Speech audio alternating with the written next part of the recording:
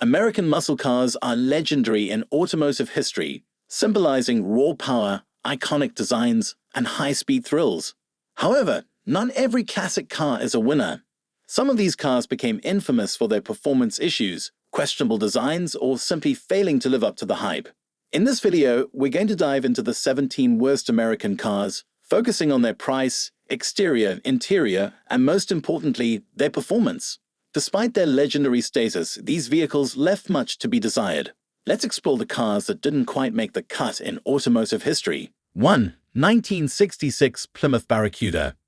The 1966 Plymouth Barracuda was supposed to rival the Ford Mustang, but it fell short in many ways. Its price was initially reasonable, but its styling and performance didn't impress buyers. The exterior featured a large, curved rear window that looked out of place, and the overall design lacked the aggressive appeal of other muscle cars. The interior was basic and uninspired, with few options for customization or luxury. On the performance front, the Barracuda was underwhelming. Equipped with a 225 cubic inch slant-six engine as the base model, it lacked the horsepower needed to keep up with competitors. Even the V8 option didn't offer much improvement, making the Barracuda more of a lightweight compared to other muscle cars of its era. 2. 1966 Shelby GT350. While the Shelby GT350 is iconic, the 1966 model had its share of flaws. Priced higher than the standard Mustang, it didn't offer enough improvements to justify the cost. The exterior was sleek, featuring racing stripes and aggressive lines, but it wasn't a drastic departure from the base Mustang, leaving some buyers feeling they didn't get enough bang for their buck. Inside, the GT350 was minimalist, almost too stripped down for comfort.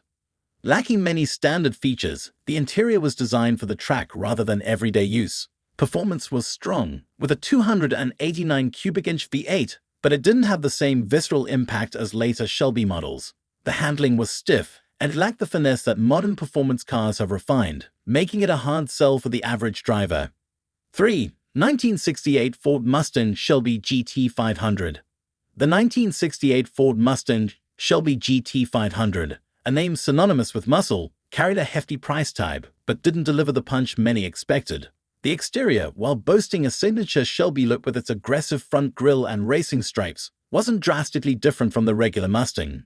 The interior, though spacious, was basic and far from luxurious, featuring low-grade materials that didn't justify the high price. On the performance side, the GT500's 428 cubic inch V8 engine had plenty of torque but suffered from weight issues, making it feel sluggish in corners and heavy on acceleration. Despite being a top-tier muscle car on paper, it lacked the agility and raw power of other models, leaving enthusiasts wanting more from such a legendary name. 4. 1978 Dodge Challenger. The 1978 Dodge Challenger is an often overlooked classic from the malaise era, a time when muscle cars were facing significant changes. While it doesn't pack the punch of its predecessors, it offers a blend of retro charm and affordability. Under the hood, you'll find either a 2.6 liters four-cylinder or a 2.0 liters inline-four, a departure from the roaring V8s that Dodge was once famous for. It delivers modest performance, prioritizing fuel efficiency over speed, a reflection of the changing automotive landscape during the late 70s. Inside, the Challenger is basic but comfortable. The design is simple, with durable materials and a functional layout. It's not luxurious by any means, but it gets the job done. Though it lacks the muscle car aggression of the earlier models, the 1978 Dodge Challenger is an affordable way to get behind the wheel of a piece of automotive history. Its understated style and economy-focused design make it a unique offering in the Challenger lineage. Not a beast on the road, but certainly a car for the nostalgic enthusiast. 5. 1969 1/2 Dodge Super B A12. The 1969 1/2 Dodge Super B A12 was a car with potential, but it fell short in many areas. Priced competitively, it was marketed as an affordable muscle car, but its crude exterior design didn't turn many heads. The styling was simple and lacked the flair that many other muscle cars of the era displayed. Inside, the Super B was bare bones, offering minimal comfort and a Spartan design. The performance was its strongest feature, with a 446-pack engine under the hood, but even this powerhouse came with limitations. The Super B was notoriously difficult to handle, with poor steering response and brakes that struggled under pressure. While the straight-line speed was impressive, it wasn't enough to make up for its many flaws, leaving it as a car that underperformed in the long run. 6. 1969 to 1971 Baldwin Motion Phase LE GT Corvette.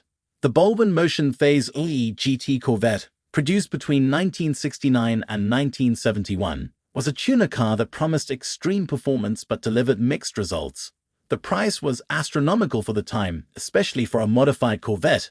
The exterior featured exaggerated body modifications, including wide fenders and aggressive spoilers, which were polarizing among car enthusiasts. Inside, the Corvette remained largely the same as the stock model, which was disappointing given the steep price. On the performance front, the Phase IA GT did deliver significant horsepower, with options that could exceed 500 horsepower. However, this power came at the cost of drivability. The car was difficult to handle, and its added weight from body modifications negatively impacted its agility. While it had the looks and the power, the Phase IA GT often felt like a car that was more flash than substance. 7. 1969 AMX/3. The 1969 AMX/3 was an ambitious attempt by AMC to create a mid-engine supercar, but it fell far short of expectations. The price for this limited production car was exceptionally high, putting it out of reach for most buyers. The exterior design was sleek, reminiscent of European sports cars, but it lacked the refinement and aerodynamics needed to make a lasting impact. The interior was equally disappointing, with a cramped cockpit and cheap materials that didn't match the car's high price. Performance-wise, the AMX/3 was equipped with a 390 cubic inch V8 engine, but it didn't live up to the hype. While it had decent power, the car's handling was poor, and it felt sluggish compared to other mid-engine sports cars of the era. The AMX/3's failure to meet performance expectations, combined with its steep price, sealed its fate as one of the worst American cars. 8. 1984 Chevy Corvette. The 1984 Chevy Corvette was supposed to be the next generation of America's sports car, but it failed to impress. The base price was relatively affordable for a Corvette, but many felt it wasn't worth the cost. The exterior design was a sharp departure from previous models, featuring more angular lines and a futuristic look that didn't age well. Inside, the Corvette had a digital dashboard that was high-tech for its time, but quickly became dated and unreliable. The interior materials were subpar, with uncomfortable seats and a lack of luxury features. Performance-wise, the 1984 Corvette was a disappointment. Despite its 5.7-liter V8 engine, it only produced 205 horsepower, which was underwhelming for a sports car. The suspension was also too stiff, leading to a harsh ride, and the car's overall handling wasn't up to par. It was a letdown for Corvette enthusiasts and performance car fans alike. 9. 1969 Dodge Charger Daytona. The 1969 Dodge Charger Daytona is a car with an unforgettable design, but it was far from perfect. Priced higher than the regular Charger, the Daytona featured a massive rear wing and a pointed front nose, making it stand out on the road. However, these exterior modifications were not universally loved, with many finding the design to be over the top and unnecessary. Inside, the Daytona was fairly standard, with few luxury features and an uninspired dashboard. The performance was strong, with a 440 cubic inch V8 engine, but the aerodynamics were not as effective as Dodge had hoped. While the car was designed for NASCAR, its performance on regular roads was hindered by poor visibility and awkward handling. Despite its high-powered engine, the Daytona struggled to live up. 10. 1965 Pontiac Catalina 2+2. The 1965 Pontiac Catalina 2+2 was meant to be Pontiac's answer to the growing muscle car trend, but it missed the mark. The price was higher than some of its competitors, yet the exterior design didn't offer much excitement. The styling was more conservative, with a large, bulky body that lacked the sleek lines of more successful muscle cars. Inside, the Catalina 2+2 was spacious, but felt outdated, with minimal attention to detail and cheap materials. Performance was its biggest letdown. Even though it had a 421 cubic inch V8 engine, the Catalina was too heavy to deliver the kind of performance muscle car fans expected. Its sluggish acceleration and poor handling made it less competitive on the road, and despite its large engine, it didn't capture the hearts of speed enthusiasts. 11. 1970 Oldsmobile 442. The 1970 Oldsmobile 442 is remembered as a powerful muscle car, but its shortcomings are often overlooked. The price was high for the time, which didn't match the lackluster exterior design. While the body had some aggressive styling elements, such as the dual exhaust system and muscular stance, it wasn't enough to differentiate it from other muscle cars on the market. The interior was comfortable but featured an uninspired layout, with limited options for luxury or customization. Performance-wise, the 442's 455 cubic inch V8 engine delivered solid horsepower, but the car's weight was a serious drawback. The 442 was known for sluggish handling and a tendency to underperform in tight corners, making it less nimble than many of its competitors. Though it could hold its own in a straight line, the 442 didn't quite live up to the expectations of a true high-performance muscle car. 12. 1978 Pontiac Firebird Trans Am. The 1978 Pontiac Firebird Trans Am became a pop culture icon, thanks to movies like *Smokey and the Bandit*. But as a car, it left much to be desired. Despite its star power, the Trans Am was overpriced for its actual performance. The exterior featured bold graphics and the famous Firebird decal, but its design was overly flashy, and some considered it to be all show, no go. The interior was no better, with cheap plastic materials and an awkward layer that didn't match the car's bold persona. Under the hood, the Trans Am's performance was underwhelming. With a 6.6-liter V8, it had power on paper, but emissions regulations and poor engineering led to sluggish acceleration and a lack of overall excitement. The Firebird Trans Am may have looked fast, but it failed to deliver the thrilling performance that its appearance promised. 13. 1969 Ford Mustang Boss 429. The 1969 Ford Mustang Boss 429 is revered for its rarity, but in terms of value it fell short.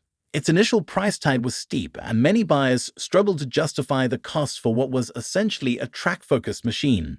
The exterior featured a wide, aggressive stance and signature Mustang styling, but the overall look wasn't drastically different from cheaper Mustangs.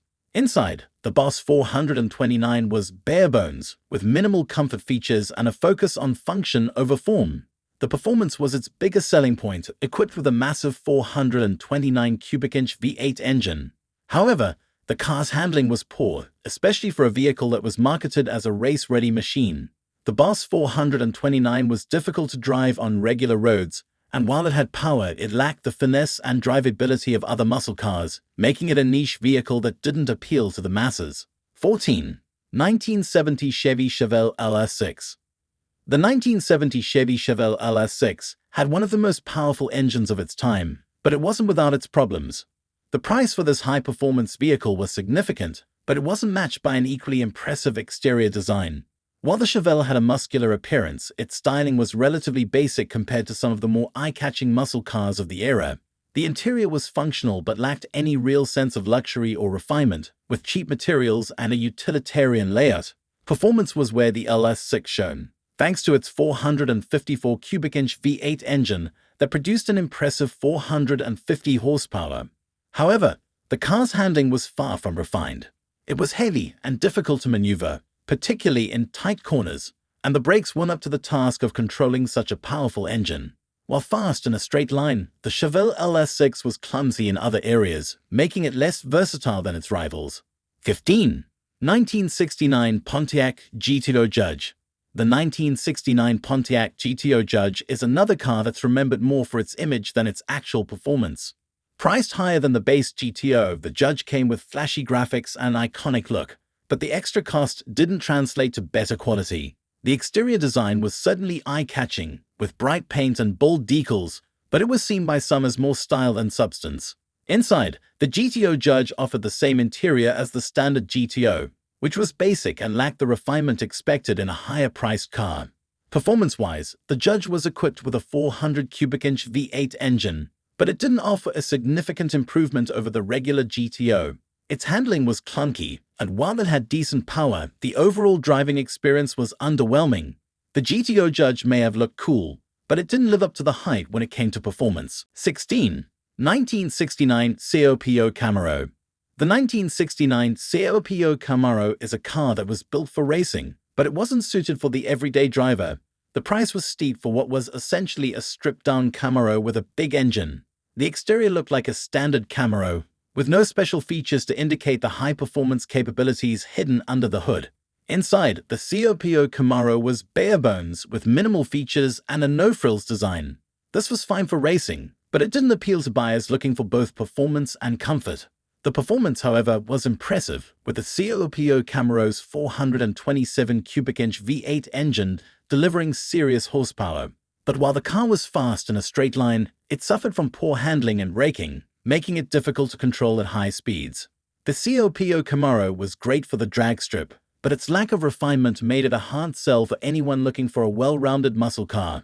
17. 1987 Buick GNX. The 1987 Buick GNX was one of the fastest American cars of its time, but it wasn't without its issues. The price was exceptionally high, and many buyers didn't see the value in what was essentially a modified Buick Regal. The exterior design was understated, with minimal styling cues to differentiate it from the standard Regal. Inside, the GNX was comfortable, but the interior design felt outdated and lacked the refinement found in other performance cars of the era. Performance was where the GNX shone, with a turbocharged 3.8-liter V6 engine that produced 276 horsepower. It was fast in a straight line, but the car's handling left much to be desired. The GNX struggled in corners and felt heavy and unresponsive, making it less agile than many of its competitors. Despite its impressive acceleration, the Buick GNX was more of a one-trick pony, excelling in speed but lacking in overall balance. And there you have it, a list of some of the most disappointing American cars ever made. While these vehicles had the potential to be great, they ultimately fell short. Whether it was due to poor performance, uninspired design, or an overpriced tag that didn't match their quality, every car has its fans, and some of these models still have a place in car culture. But when we look at them through a critical lens, it's clear they didn't live up to the hype. Thanks for watching, and if you enjoyed this video, don't forget to like, subscribe, and comment below with any cars you think deserve to be on this list. See you in the next video.